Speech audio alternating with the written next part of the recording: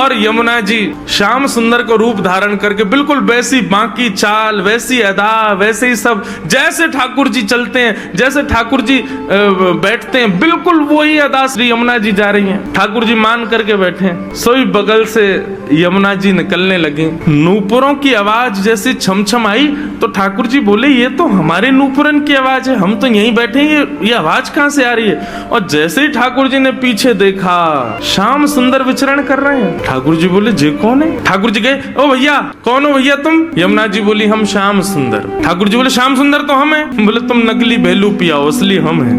बोले, ऐसे कैसे? तुम पे बंशी बजानी आवे? देखो मैं बंशी बजा के दिखाऊं। ठाकुर जी ने बंशी बजाई, उससे बढ़िया यमुना जी ने बजा दी। बोले, मेरे पास काली कमली, तुम्हारे पास है? यमुना जी ने अपनी काली कमली दिखा दी। सब प्रकार से ठाकुर जी अपनी वस्तु दिखावें और यमुना जी उसको प्रस्तुत करें। बोले, अब कैसे सिद्ध हो कि असली श्याम सुंदर कौन है? यमुना जी बोली, मैं एक टेर बजाऊंगा, यदि मेरी टेर सुन के राधा रानी बगल में आके खड़ी है गई तो समझो वही असली श्याम सुंदर। जाके बगल में किशोरी जी आके खड़ी हूँ। अब ठाकुर जी बोले, हम तो मान करके बैठे, हमारे बगल में तो आएंगी नहीं, वो इन्हीं के बगल में आएंगी। जैसे ही टेर बजाई, श्री जी आने लगी। ठाकुर जी दौड़ करके गए श्री जी के चरणों में। आप मैं असली श्याम सुंदर, मेरे बगल में, मैं कभी मान नहीं करूंगा, आज के बाद आप मेरे बगल में बैठ जाओ, एक बार सिद्ध कर दो। श्री जी बोली, कौन कौन कहां से आ जाते हैं नकली नकली लोग? असली श्याम सुंदर तो वो है।